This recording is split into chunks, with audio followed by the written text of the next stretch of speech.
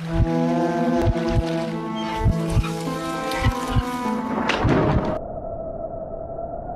एक नाकाबिले यकीन मंजर था। एक भयानक चुड़ैल अपनी जबान निकाले हुए बड़े गुस्से से हमें घूर रही थी। उसके जिस्म पर काले स्याह बाल और आंखों में जलते हुए लाल अंगारे। हाय फ्रेंड्स, मैं हूं एके और आप देख रहे हैं horror nights with AK. Welcome to new story. Friends, कहानी शुरू करने से पहले जिन दोस्तों ने अभी तक हमारा चैनल सब्सक्राइब नहीं किया तो उनसे रिक्वेस्ट है कि हमारे चैनल को सब्सक्राइब करके बेल आइकन को प्रेस करना ना भूलें ताकि उन्हें हमारी कहानियां बर वक्त मिलती रहे। तो आइए बढ़ते हैं हमारी कहानी की तरफ। मैंने तुम लोगों को कितनी सख्ती से मना किया था कि वहां मत जाना। आखिर ऐसी क्या जरूरत थी कि तुम लोगों ने इतना बड़ा कदम उठा लिया। आखिर वो चुड़ैल हमारे जिगर के टुकड़े को खा ही गई।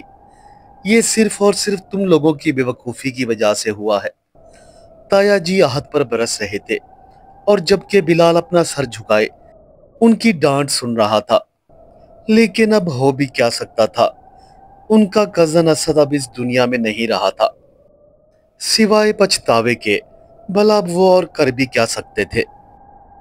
अगले लम्हे कमरे का सकूत तोड़ते हुए दादाजी की आवाज उनके कानों से टकराई। भला ऐसे कैसे हो गया?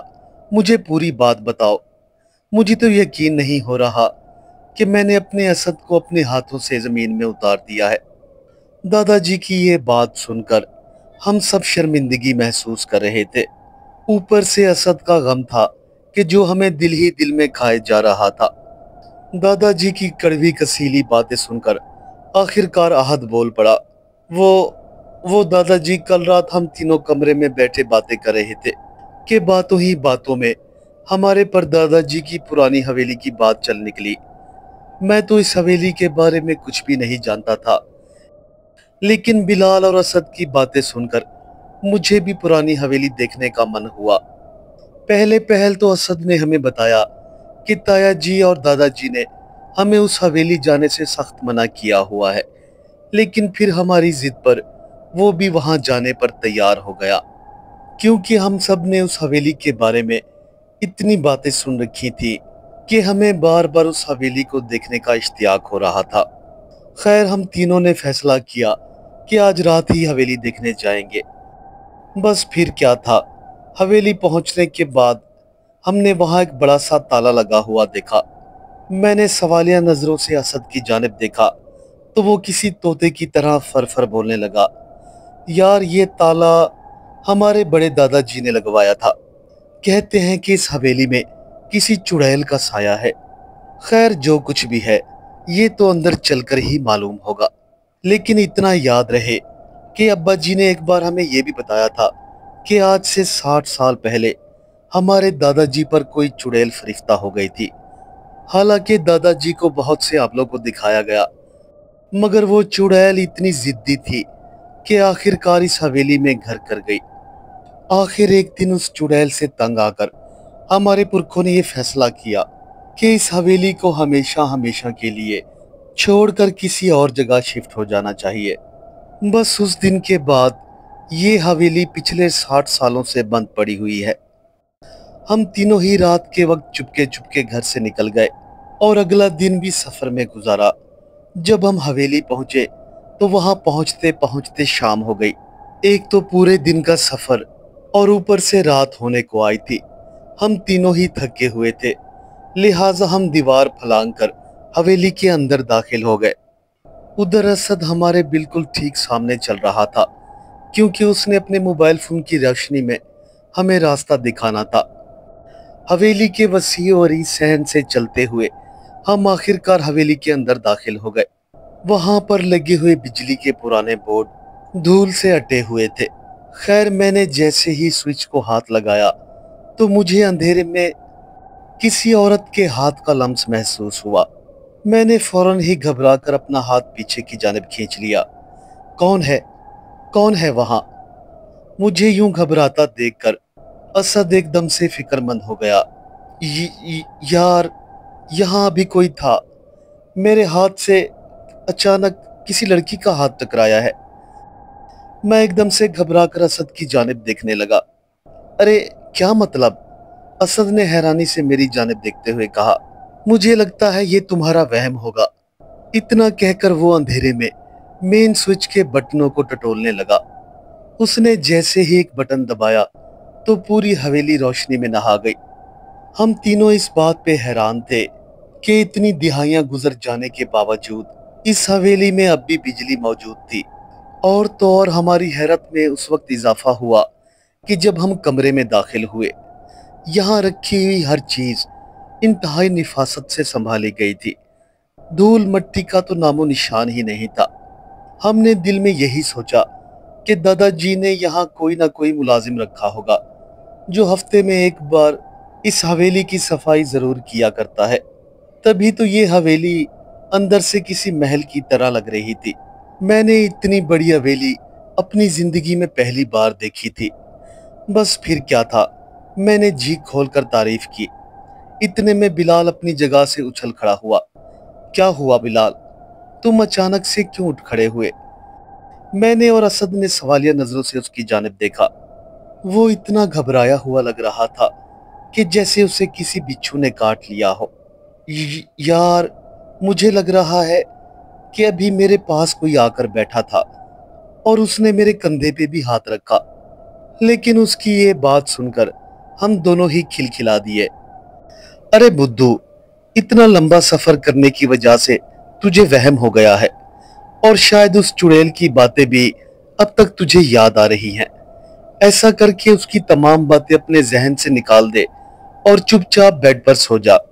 हम दोनों ही उसका मजाक उड़ाने लगे। अभी कुछ ही देर हुई थी कि असद उठ खड़ा हुआ।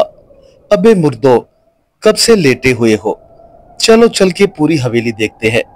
इतना कहकर हम तीनों ने ही अपने कदम सीढ़ियों की जानिब बढ़ा दिए। मगर ऊपर पहुंचते ही कुछ और ही मंजर था। दोनों ही तरफ कमरों का एक सिलसिला सा चल निकला था।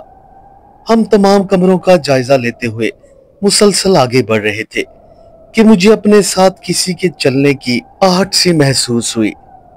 मेरे पूरे बदन में एक झुरझुरी सी दौड़ी, मगर मैं खामोश रहा। फिर अचानक ऐसा हुआ कि किसी ने मुझे पीछे से धक्का दे दिया और मैं गिरते गिरते बचा। मुझे समझ नहीं आ रहा था कि असद को ये बात बताऊं या फिर खामोश रहूं।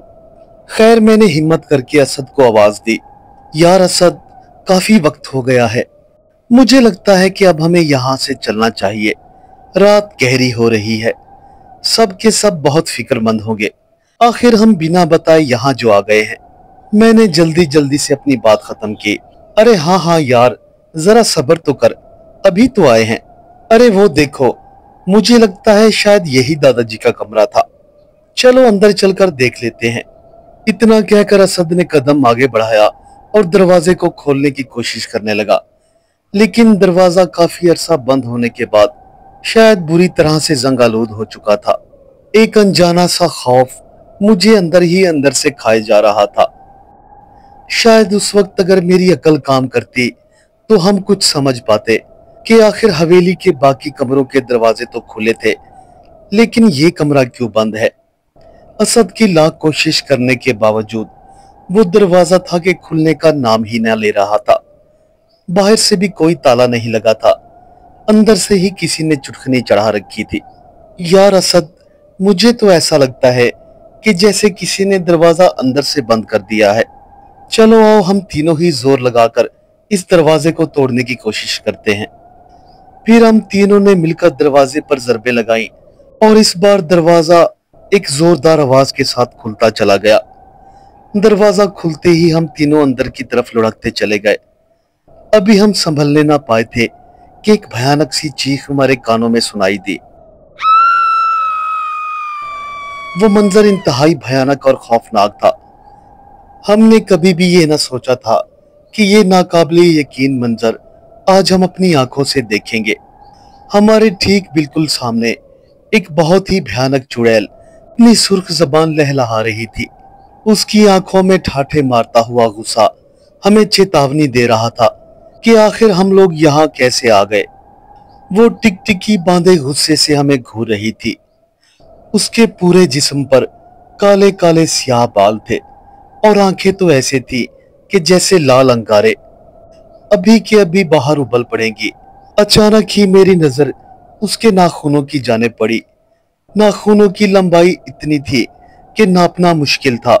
मैंने घबरा कर असद और बिलाल की जानिब देखा, लेकिन वो दोनों अब तक बेहोश थे।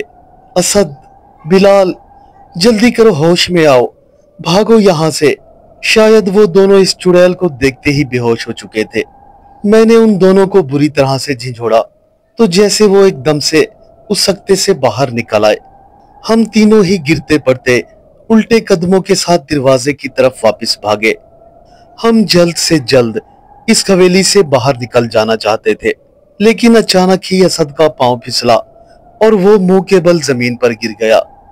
मुंह जमीन पर लगते ही असद के मुंह से एक दर्द भरी चीख निकली और उसके माथे से खून का फवारा फूट गया। खैर, असद को संभालते हुए हमने खिड़की की तरफ कदम बढ़ाए जो नीचे सहन की तरफ खुलती थी। बिलाल और मैं असद को अपने कंधे पर डाले हुए घसीटते हुए खिड़की की जानिब बढ़ रहे थे। खिड़की के पास आते ही हम तीनों बाहर की तरफ कूद गए, लेकिन खतरा अब भी टला नहीं था। उस खौफनाक चुड़ैल की आवाज पूरी हवेली में गूंज रही थी। हवेली का सहन पार करना हमारे लिए इतना मुश्किल हो गया था कि अब हम खुद को कोसने लगे थे। हम अपनी पूरी ताकत लगाकर भी असद को संभाल नहीं पा रहे थे, क्योंकि उसके जिस्म का ज्यादातर खून बह चुका था और वो बार बार बेहोश हो रहा था। फिर अचानक मेरी नजर हवेली की एक तरफ टूटी हुई दीवार पर जा पड़ी। हमने तेजी से अपना रुख उस जानिब मोड़ा और असद को घसीटते हुए हवेली से बाहर निकल आए। उफ मेरे खुदाया, बिलाल, तुमने जीप को इतना दूर क्यों खड़ा किया? मैंने जीप की तरफ नजर डालते हुए बिलाल को कोसना शुरू किया। आखिरकार गिरते पड़ते हम तीनों जीप तक पहुंच गए। हमने तेजी से असद को सीट पर पीछे की तरफ डाला और बिलाल ने जीप स्टार्ट कर दी। हम जल्द से जल्द हॉस्पिटल पहुंचना चाहते थे, मगर अस्पताल पहुंचने से पहले ही असद ने दम तोड़ दिया था। इतना कहकर मैंने एक सर्द आह भरी और मेरी आंखों से आंसू रवा हो गए। हमारे पूरे घर में सोग की फिजा फैली हुई थी। मुझे समझ ही नहीं आ रहा था कि हमारे साथ आखिर ये सब कैसे हो गया, लेकिन अब पछतावे के सिवा और कोई चारा न था। दोस्तों, ये आज से 25 साल पहले का एक सच्चा वाकया है। मैं आज अपनी कहानी आप लोगों के साथ शेयर तो कर रहा हूँ, लेकिन आप लोगों से एक रिक्वेस्ट भी करता हूँ। जिंदगी में जब कभी भी आपके वालिदैन या बड़े आपको कोई काम करने से मना कर दें, तो उस काम से दूर रहें। ये ना हो कि आपको भी हमारी तरह खमियाजा भुगतना पड़े। ये अल्लाह की जमीन सबके लिए है। यहाँ पर हमारे अलावा भी अल्लाह की दूसरी मखलूक का भी बसेरा है, लिहाजा इनकी नफी से आपको नुकसान पहुंच सकता है। हम इन्हें माने या ना माने, इससे कोई फर्क नहीं पड़ता, लेकिन उनका होना एक हकीकत है। वक्त तो गुजर गया है, लेकिन हमारे प्यारे का दुख आज भी हमारे दिल में मौजूद है। उम्मीद करता हूँ मेरे दोस्तों को आज की कहानी पसंद आई होगी। हमारे चैनल को ज्यादा से ज्यादा सब्सक्राइब करें और वीडियो को दोस्तों के साथ शेयर करना ना भूलें। मिलते हैं कल एक नई कहानी के साथ। तब तक के लिए अल्लाह हाफिज।